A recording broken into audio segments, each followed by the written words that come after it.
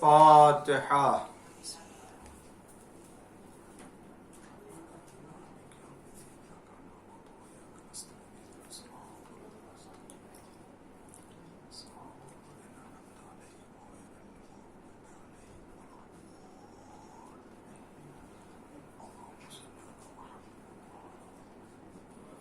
أعوذ بالله السميع العليم من الشيطان اللعين الرجيم. بسم الله الرحمن الرحيم. الحمد لله المعروف من غير رؤية، والخالق من غير منصبة. خلق الخلائق بقدرته، واستعبد الأرباب بعزته، وسعد العظماء بجوده.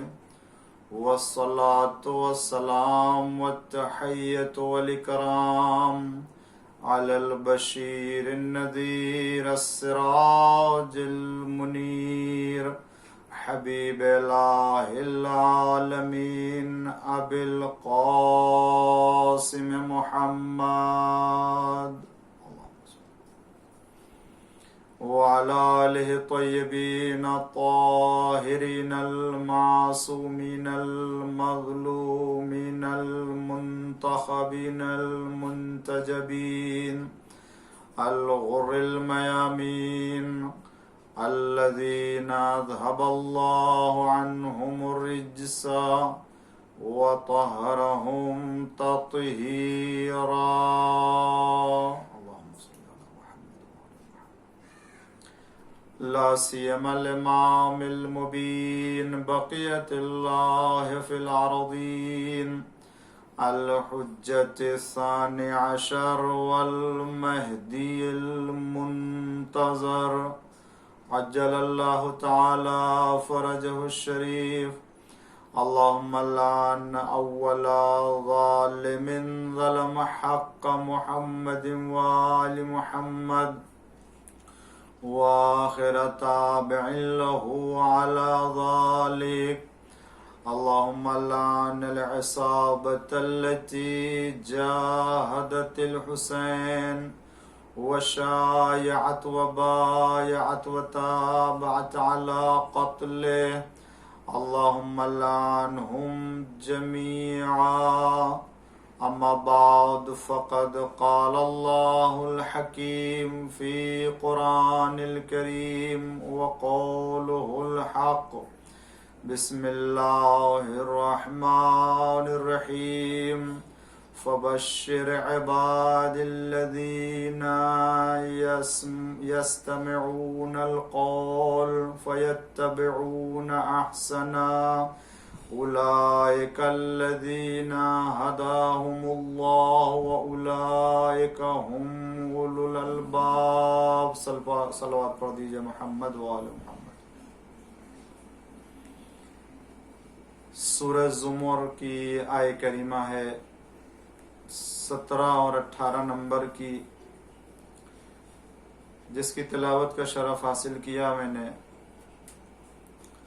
اور جس آیہ کریمہ کو میں نے اپنے مجلس کے لیے عنوان قرار دیا ہے.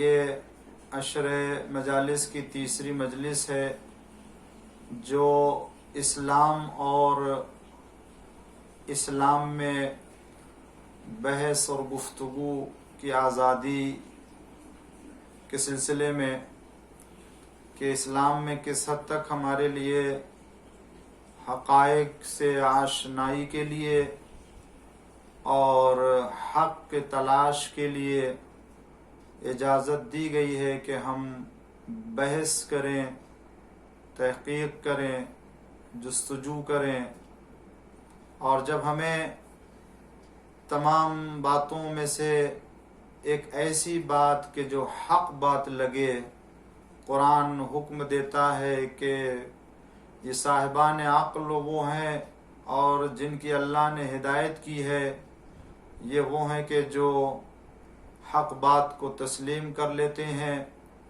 اور اس کی پیروی کرتے ہیں۔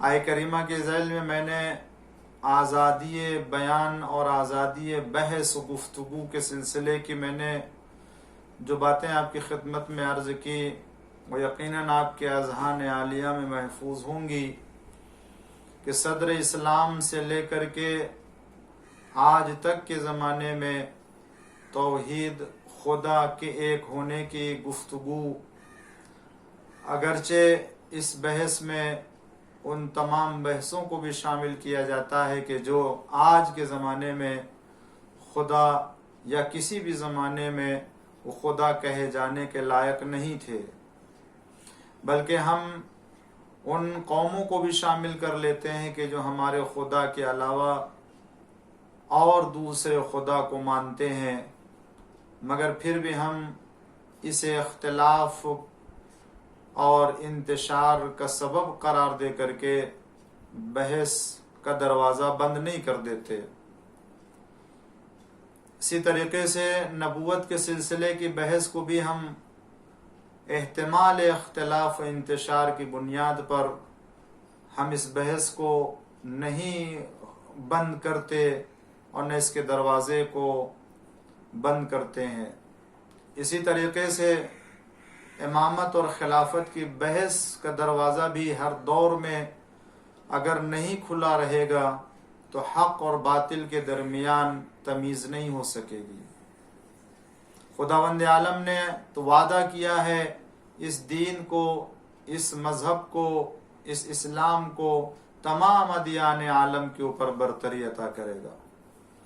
تو جب تمام ادیان عالم کے اوپر برتری عطا کرے گا تو ابھی کون سا وقت آیا ہے اس کے پہلے یا اس وقت کہ جو کہا جا سکے کہ یہ ہمارا دین اور خدا کا بھیجا ہوا اسلام تمام ادیان عالم کے اوپر برتری رکھتا ہے۔ تو جب تک یہ دین اور یہ اسلام منطقی اعتبار سے، عقلی اعتبار سے، انسانی فطرت کے اعتبار سے خود بخود تمام ادیان کے اوپر برتری نہیں پیدا کر لے گا، اس وقت اسلام کو سمجھنے، اسلام کے آئین کو سمجھنے اور اسلام اپنے تعلیمات میں کیا کیا تعلیمات رکھتا ہے اسے دنیا کے سامنے پیش کرتے رہنا ہے اور دنیا کو سمجھاتے رہنا ہے۔ اسی طرح سے خود دین اسلام میں اگر مختلف مذاہب اور مختلف فرقوں کے درمیان فکری اعتبار سے، اعتقادی اعتبار سے نظریات پائے جاتے ہیں تو پھر ایک نظریہ ہی ہو سکتا ہے جو خدا تک صحیح طور سے پہنچا سکتا ہے اور جنت تک پہنچا سکتا ہے۔ تو وہ ایک کون سا نظریہ اور وہ کون سا عقیدہ ہے؟ تمام ملت کو اور تمام مسلک کو بھی بیٹھ کر کے انہیں سر جوڑ کر کے فکر کرنا ہے، بحث کرنا ہے، علمی اعتبار سے، منطقی اعتبار سے استدلال کرنا ہے، اور ان تمام مباحث میں جو صحیح بحث، جو صحیح فکر کہہ لیجئے، جو صحیح راستہ ہو سکتا ہے جنت کی طرف لے جانے کا، اس راستے کا انتخاب کیا جائے گا۔ خدا اسی کے بارے میں فرماتا ہے جب تمہیں چند باتوں میں سے، چند راہوں میں سے، چند فکروں میں سے اگر جو کوئی صحیح فکر لگتی ہے تو یہ وہ لوگ ہیں کہ فَيَتَّبِعُونَ أَحْسَنَ، ان تمام متضاد فکروں میں سے احسن اور بہتر جو فکر ہوتی ہے اس کا انتخاب کر لیتے ہیں، اور انہی کو اللہ تعالیٰ صاحب ہدایت کہتا ہے۔ ورنہ اگر یہ صحیح فکر کا انتخاب کرنے والا نہیں ہوگا بلکہ وہ اپنی غلط فکر کو بھی لے کے چلے گا، صحیح فکر کو بھی لے کے چلے گا، تو یہ انسان دنیا میں بھی گمراہ کہا جائے گا اور آخرت میں بھی گھاٹا اٹھانے والوں میں سے ہوگا۔ ایک مل جل کر کے صلوات پڑھ دیجئے محمد و آل محمد پر۔ اور اس ضمن میں لیکن ناظرین اکرام اس بات کا خیال رہے کہ وہ چاہے یہ بحث و گفتگو کا دروازہ ہمارے لیے اسلام میں غیر اسلام اور غیر مسلمانوں کے سامنے دروازہ کھولا جا رہا ہو، یا خود مسلمانوں کے درمیان میں بحث و گفتگو کا دروازہ کھولنے کی بات ہو، اور اعتقادات کے سلسلے میں مختلف افکار اور مختلف مکاتب کے درمیان میں بحث کا مسئلہ ہو، لیکن ہمیں کبھی بھی کسی بھی دین کے مقدسات کی توہین کرنے کی اجازت نہیں دی گئی ہے، اور نہ ہم کسی مذہب کے، نہ کسی دین کے، نہ کسی آئین کے تقدس کو پامال کرنے کی اجازت رکھتے ہیں۔ ہم کسی دوسرے کے مقدسات کو توہین کرنے یا انہیں رسوا کرنے کا ہمیں مجاز نہیں ہے کسی بھی شکل میں۔ ہاں، تم بحث کرو، گفتگو کرو، ہم بھی تمہارے آئین کو سمجھتے ہیں اور تم بھی ہمارے آئین کو سمجھو، ہماری فکر کو سمجھو، ہم بھی تمہاری فکر ہو۔ جب تک گفتگو نہ ہوگی، جب تک بحث نہ ہوگی، جب تک آپس میں بیٹھ کر کے نظریات کا تبادلہ نہیں ہوگا، اس وقت تک مختلف فکروں کے درمیان سے بہترین اور احسن فکر کا انتخاب کیسے ہوگا؟ یہ بہترین گفتگو کا انتخاب اور بہترین راستے کا انتخاب بتاتا ہے کہ جب مختلف فکریں پیش کی جائیں گی اور مختلف عقائد ایک دوسرے کے بارے میں گفتگو کریں گے، تب جا کے احساس ہوگا کہ کون سا عقیدہ کس دلیل کی بنیاد پر ہے اور کون سی فکر کس دلیل کی بنیاد پر ہے۔ آج مسلمانوں کے درمیان بہت سے اختلافات، ایسے اختلافات ہیں، آج مسلمانوں کے درمیان ایک دوسرے کے اوپر الزام تراشی کا سلسلہ اس بنیاد پر ہے کہ وہ نہیں جانتے ہیں کہ ان کے عقائد کی بنیاد کیا ہے، ہم نہیں جانتے کہ ان کے عقائد کی دلیل کیا ہے۔ اگر ایک مسلمان دوسرا مسلمان کے عقائد کی دلیل اور اس کی بنیاد کے ساتھ اس کے عقیدے کو سمجھے تو میں سمجھتا ہوں بہت سے ایسی غلط فہمیاں ہیں جو دور ہو سکتی ہیں۔ ایک مسلک کا دوسرے مسلک کے عقائد کی دلیل نہ جاننے کی بنا پر الزام تراشی ہوتی ہے۔ آج ہمارے اوپر 40 قرآن کا الزام ہے یا نہیں ہے؟ آج ہمارے اوپر ایک الگ قرآن رکھنے کا الزام ہے یا نہیں ہے؟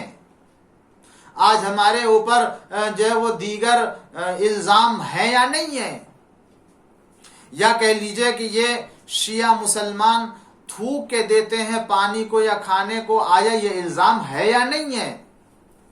آیا ہمارے مذہب کے اوپر اور بہت سے الزامات میں سے یہ الزام ہے یا نہیں ہے کہ یہ عقیدہ رکھتے ہیں کہ معاذ اللہ جناب جبریل نے رسالت کے پہنچانے میں خیانت کی ہے، اور بجائے امیر المومنین علیہ السلام کے وحی نازل کرنے کے خود حضور اکرم صلی اللہ علیہ وآلہ وسلم کے اوپر نازل کر دیا۔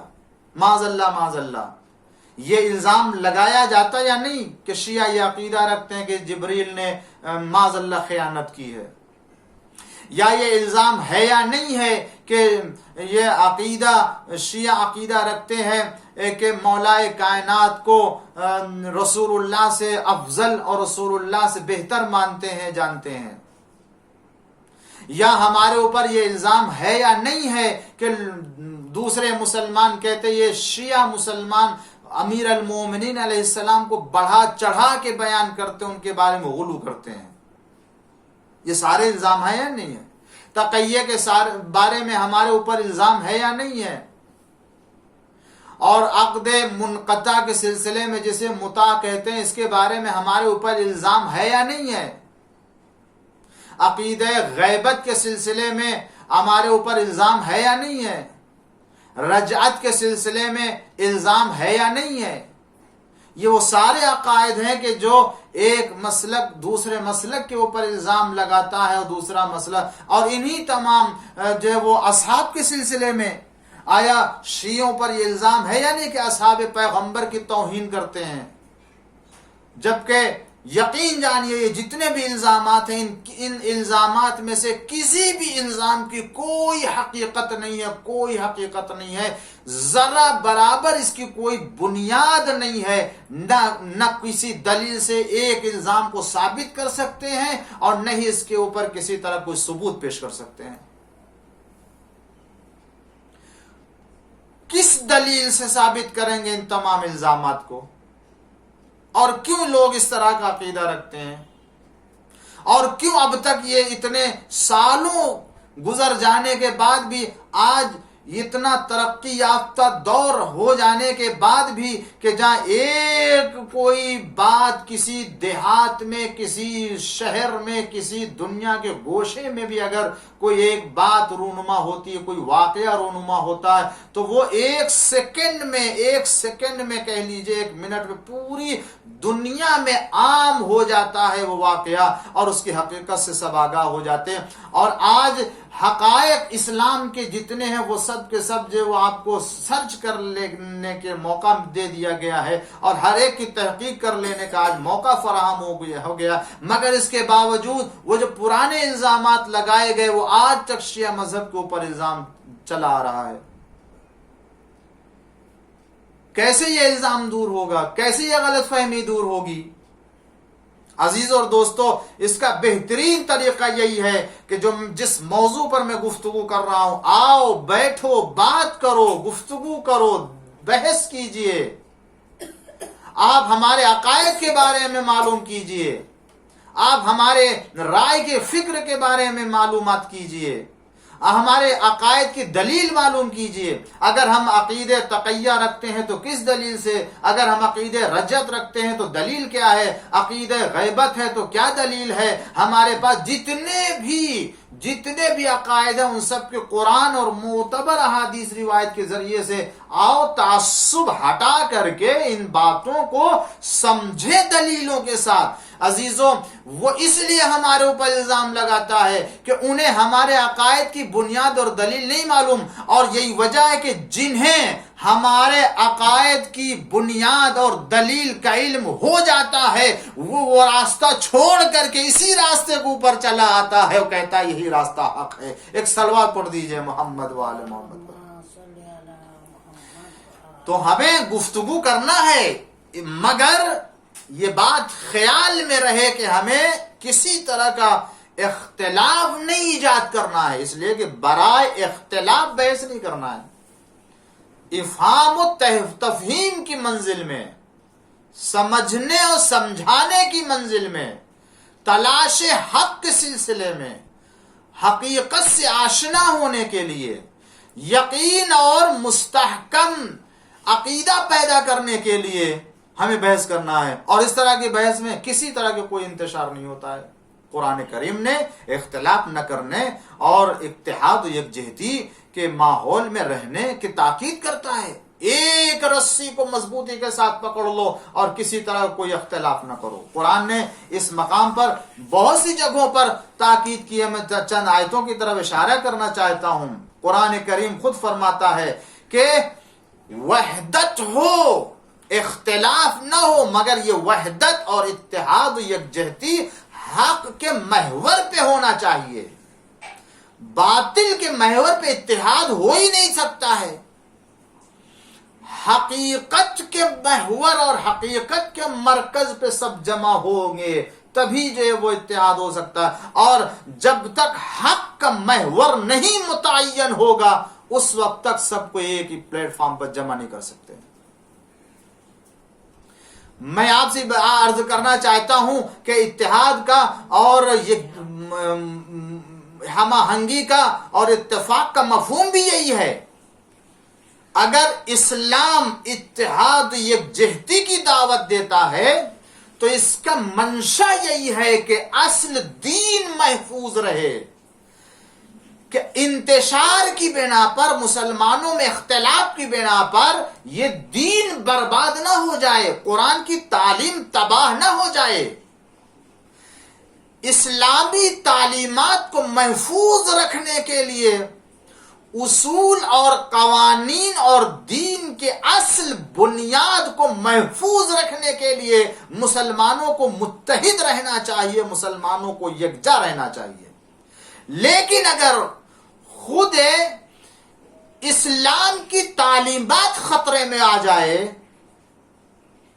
اگر اتحاد کی بنا پر، اگر یکجہتی کی بنا پر خود اصول اسلام کو خطرہ ہو جائے، میں عزیزان گرامی ایک بہت نازک بات میں عرض کرنا چاہتا ہوں، توجہ کریں۔ اسلام اتحاد کی دعوت دیتا ہے کس بنیاد پر؟ تاکہ اصول مذہب باقی رہے، توحید باقی رہے، رسالت باقی رہے، امامت باقی رہے، نبوت باقی رہے، قیامت باقی رہے، عدل خدا باقی رہے، دین کی تعلیمات باقی رہے۔ ان کی بقا کے لیے مسلمانوں کے ایک ہونا چاہیے۔ لیکن اصل دین ہی اگر خطرے میں آ جائے، اتحاد، پھر اتحاد کس معنی میں؟ اگر کوئی دین کے اصول کو خطرے میں ڈال کر کے اتحاد و یکجہتی کی دعوت دینا چاہتا ہے تو اس اتحاد و یکجہتی کی کوئی ویلو نہیں ہے اور نہ اس کی کوئی حقیقت ہے۔ یہ بات یاد رکھیں، جہاں بھی اسلام نے اتحاد کی دعوت دی ہے یا یکجہتی کی طرف بلایا ہے، وہاں مقصد خدا کا یہ ہے کہ اصل دین باقی رہے، دین کو باقی رکھنے کے لیے۔ امیر المومنین علی بن ابی طالب علیہ السلام کی 25 سالہ خاموشی اس دین کی بقا کی خاطر تھی کہ جس کے لیے آپ نے میدان میں جہاد کیا تھا اور آپ نے تلوار چلائی تھی اور آپ نے محنت کی تھی، جہاد کیا تھا۔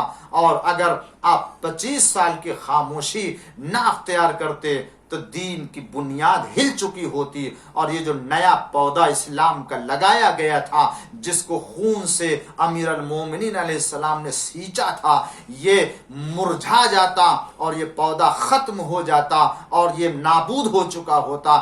آپ نے اس نہال کو اور آپ نے اس درخت اور شجر جدید کو کہ جو ابھی ابھی لگایا گیا تھا، اسے پھلنے پھولنے کے لیے، اسے اور بڑا ہونے کے لیے آپ نے 25 سال کی خاموشی اختیار کی، اس لیے کہ بعد میں اسے سینچ کر کے اور اس کے تمام موانع اور رکاوٹوں کو دور کر کے اسے اور پھر ہرا بھرا بنایا جا سکتا ہے۔ لیکن اگر اصل درخت ہی نہ رہے، اگر اصل پودا ہی نابود ہو جائے تو پھر کیسے اسے سینچا جا سکتا ہے اور کیسے اسے جو ہے وہ تر و تازہ بنایا جا سکتا؟ امام کی خاموشی اس بنا پر تاکہ اصل اسلام کی بنیاد باقی رہے، اور یہی وجہ ہے کہ جب آپ کو ظاہری حکومت ملی ہے تو ملنے کے بعد پھر آپ نے وہ 25 سال میں جو مسلمانوں کو بگڑنے کا موقع ملا تھا، آپ نے پھر سے مسلمانوں کو مسلمان بنانا شروع کیا، آپ نے قرآن کی تعلیم دینا شروع کی، آپ نے اقدار کو آگے بڑھانا شروع کیا، آپ نے عزت و شرافت کو زندہ کرنا شروع کیا، آپ نے عدل و انصاف کو زندہ کیا۔ اور اگر امیر المومنین اسلام کے یہ کارنامے نہ ہوتے تو پھر آج اسلام بھی اس شکل میں ہمارے سامنے نہ ہوتا۔ تو عزیزوں، اتحاد یکجہتی دین کے تحفظ کی خاطر، لیکن اگر خود تحفظ دین اور اصل دین ہی کو ختم